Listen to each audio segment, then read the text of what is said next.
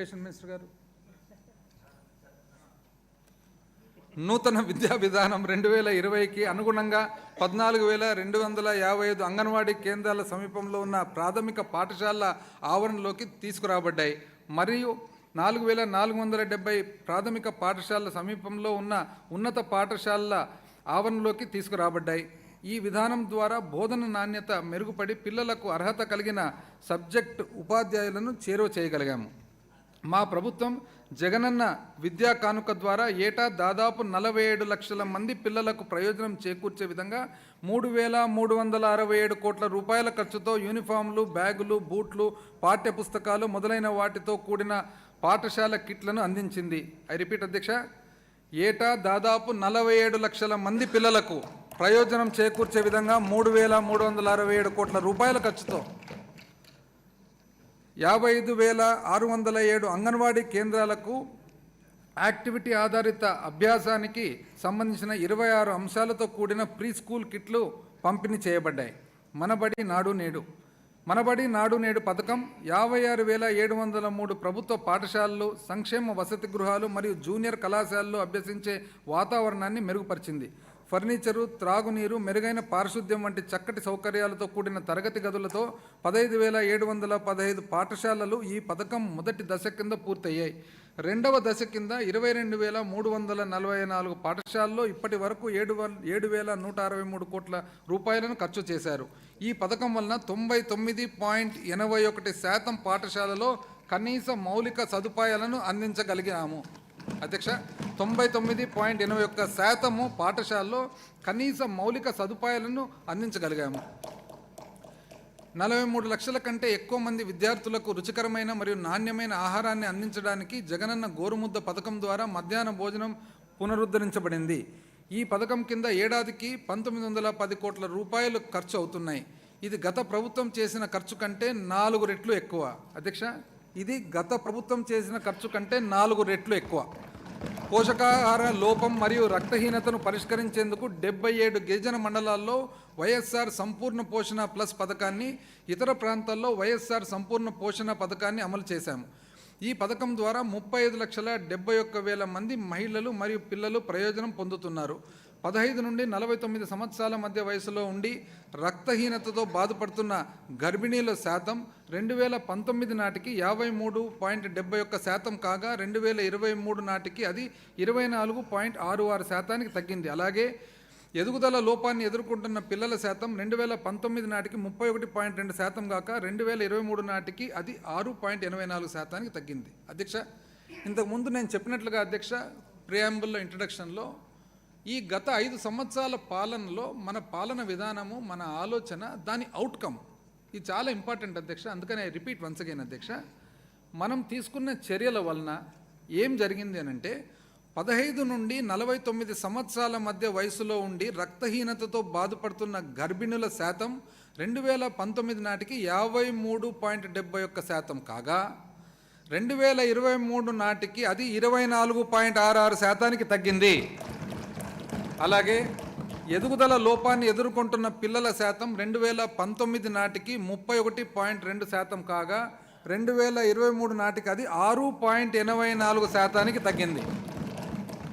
ఇది every chapter అధ్యక్ష outcome అనేది మోస్ట్ ఇంపార్టెంట్. ఎందుకంటే 5 సంవత్సరాల తర్వాత మన అచీవ్మెంట్ ఏమనేది ఇక్కడ తెలియపరుస్తున్నాం అధ్యక్ష.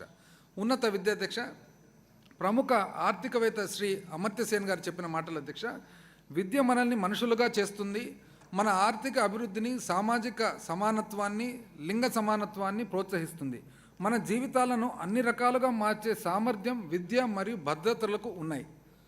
అమర్త్య సేన్ గారు అధ్యక్ష one of the greatest economist మన దేశం ఇచ్చిన, ప్రపంచానికి ఇచ్చిన ఎకానమిస్ట్లో ఒకరు అధ్యక్ష, ఆర్థికవేత్త, తత్వవేత్త. అదేవిధంగా తనకు కూడా నోబెల్ ప్రైజ్ అధ్యక్ష 1998లో ఇవ్వబడింది అధ్యక్ష. మానవ అభివృద్ధి సూచి అని హ్యూమన్ డెవలప్మెంట్ ఇండెక్స్ అనేది కూడా మొట్టమొదటిసారిగా ప్రపంచానికి దానికి సంబంధించిన ప్రాముఖ్యత అనేది తను తెలియజేశారు అధ్యక్ష. వెల్ఫేర్ ఎకనామిక్స్ కానీ, సంక్షేమ ఆర్థిక పరిస్థితి కానీ చాలా చక్కగా ప్రపంచానికంతా చాటి చెప్పారు అధ్యక్ష. తను సోషల్ జస్టిస్ కానీ, అదేవిధంగా ముఖ్యంగా తాను ఒక గొప్ప ఇది రాశారు అధ్యక్ష, పుస్తకము పావర్టీ అండ్ ఫెమైన్స్ అని. కరువు అనేది ఎందుకు వస్తుందని తను చెప్పే ప్రకారము కరువు అనేది యాక్చువల్గా అది వాతావరణం కంటే కూడా మానవుడు మనము సప్లై ద్వారా ఏదైతే సప్లై ఉంటుందో ఆ సప్లైని సరిగ్గా చేయకపోవడం వలన కరువు అనేది సృష్టి అవుతుందని చెప్పేసి తను చెప్తాడు అధ్యక్ష. ఆయనకు నోబెల్ ప్రైజ్తో పాటు అధ్యక్ష 1999లో మన భారతదేశం ఇచ్చే హైయెస్ట్ ఆనర్ అధ్యక్ష భారతరత్న కూడా తనకు ఇవ్వడం జరిగింది అధ్యక్ష. తను చెప్పిన మాటలు అధ్యక్ష, విద్య మనల్ని మనుషులుగా చేస్తుంది, మన ఆర్థిక అభివృద్ధిని, సామాజిక సమానత్వాన్ని, లింగ సమానత్వాన్ని ప్రోత్సహిస్తుంది, మన జీవితాలను అన్ని రకాలుగా మార్చే సామర్థ్యం విద్య మరియు బద్ధతలకు ఉన్నాయి. మన గౌరవ ముఖ్యమంత్రి గారు విద్యపై చేసే ఎలాంటి ఖర్చునైనా రాష్ట్ర ఉజ్వల భవిష్యత్తు కోసం పెట్టే పెట్టుబడిగానే పరిగణిస్తారు. అర్హులైన విద్యార్థులందరికీ ఉచితంగా ఉన్నత విద్యను అందించే పూర్తి బాధ్యతను వహిస్తున్న ఏకైక రాష్ట్రం మన రాష్ట్రమే. జగనన్న విద్యా దీవెన ద్వారా 11,901 కోట్ల రూపాయలు మరియు జగనన్న వసతి దీవెన ద్వారా 4,276 కోట్ల రూపాయలు ఖర్చు చేయడం వలన ఇప్పటి వరకు 52 లక్షల మంది విద్యార్థులకు లబ్ధి చేకూరింది. ఉన్నత విద్యలో డ్రాపౌట్ శాతం 2018-19 సంవత్సరంలో 20.37% కాగా 2022-23 సంవత్సరానికి 6.62% గణనీయంగా తగ్గింది. అవుట్కమ్ అధ్యక్ష ఎంత అధ్యక్ష? ఖర్చు వచ్చేసి 11,901 కోట్ల రూపాయలు అధ్యక్ష. జగనన్న విద్యా దీవెన, జగనన్న వసతి దీవెన వచ్చేసి 4,276 కోట్ల అధ్యక్ష. లబ్ధిదారుల అధ్యక్ష 52 లక్షల మంది విద్యార్థుల అధ్యక్ష. దానివలన అవుట్కమ్ అధ్యక్ష లాభం వచ్చేసి రాష్ట్రానికి డ్రాపౌట్ రేట్ ఏదైతే ఉందో చదువుకుండే వాళ్ళు బడి వదిలిపెట్టిపోయే వాళ్ళు 2018-19 20.37%, అంటే 120 మంది పిల్లలు చదువులు మానేసిపోగా ఈరోజు 22-23కి వచ్చేటప్పటికి 6.62% గణనీయంగా తగ్గింది అధ్యక్ష. మధ్యలోనే చదువు ఆపేస్తున్న విద్యార్థుల శాతం గణనీయంగా తగ్గటానికి పై 2 పథకాలు సమర్థవంతంగా అమలు చేయడమే కారణమని గౌరవ సభకు తెలియజేస్తున్నాను. ప్రపంచవ్యాప్తంగా ప్రఖ్యాతిగాంచిన 50 విశ్వవిద్యాలయాల్లో ఉన్నత విద్యను అభ్యసించుట కోసం ఎంపిక కాబడిన ప్రతి పేద విద్యార్థికి జగనన్న విదేశీ విద్య దీవెన పథకం కింద 1,25,00,000 రూపాయల ఖర్చు వరకు ప్రభుత్వమే బాధ్యతను తీసుకుంటుంది అధ్యక్ష. ఇంతకుముందు ప్రభుత్వాల అధ్యక్ష విదేశీ విద్యా దీవెన అని ఎక్కడికి పోతున్నారో తెలీదు, ఎక్కడ చదువుతున్నారో తెలీదు, ఏ దేశంలో చదువుతున్నారో తెలీదు, అసలు అక్కడ ఫీజు ఎంతో తెలీదు, చదివిన తర్వాత దాని లాభమేమో కూడా తెలియని పరిస్థితి అధ్యక్ష. రికమెండేషన్ల మీద పోయేటివి అధ్యక్ష. ఈరోజు అట్లా కాకుండా ప్రపంచంలో 50 గొప్ప యూనివర్సిటీస్ ఏవైతే ఉన్నాయో ఆ యూనివర్సిటీల్లో ఎంతన్నా కానీ అధ్యక్ష 1,25,00,000 వరకు కూడా మన పిల్లలు చదువుకుంటే సంపూర్ణ బాధ్యత మన ప్రభుత్వం వహిస్తుంది అధ్యక్ష. రాష్ట్ర వ్యాప్తంగా 1,90,000 కంటే ఎక్కువ మంది గ్రాడ్యుయేట్లు స్వల్పకాలిక ఇంటర్న్షిప్ పూర్తి చేయగా వీరిలో చాలామంది Microsoft, Salesforce, AWS, Palo Alto, Blue Prism మొదలగు బహుళజాతి కంపెనీల్లో ప్రస్తుతం పనిచేస్తున్నారు.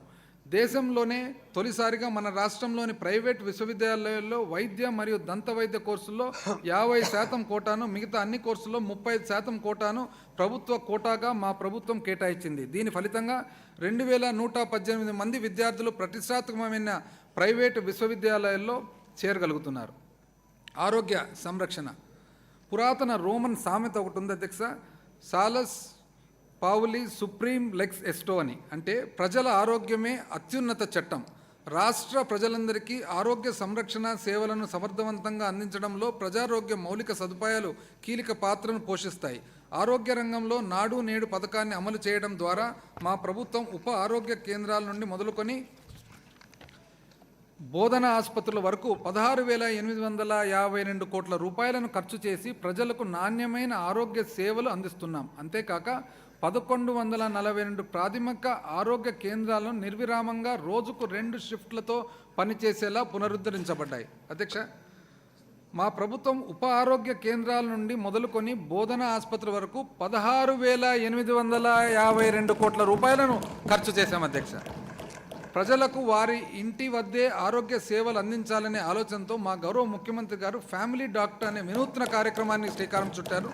2,284 మంది వైద్యులతో 14 రకాల వైద్య పరీక్షలను, 105 రకాల మందులను ప్రజలకు అందుబాటులోనికి తీసుకొని రావడం జరిగింది. ఫ్యామిలీ డాక్టర్ సేవలతో పాటు మండలానికి కనీసం 1 యూనిట్ చొప్పున 108 అంబులెన్స్ సర్వీసులను మరియు 104 సంచార ఆరోగ్య వాహన బృందాలను ఏర్పాటు చేయడం జరిగింది.